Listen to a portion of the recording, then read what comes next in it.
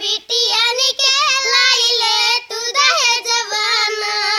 केतना आल रही जियरा बिटियन के लाइले तू दहे जवाना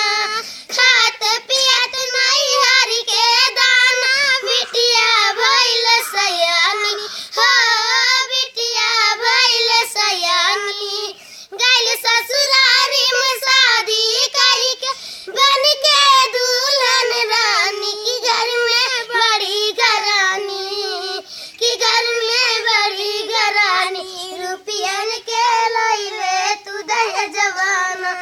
की घर में बड़ी घरानी रुपयन के लाइले तू दहे जवाना सासु ससुर और ननद न मिल के तीनों किए विचार हो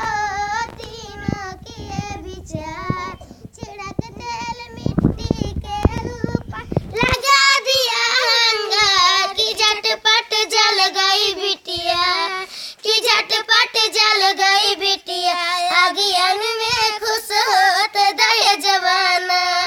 कितना आल रही जियरा बिटियन के लाइले तू दहे जवाना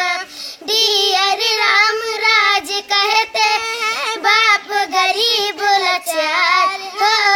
बाप गरीब लाचार घर में बेटी दिया प्रभु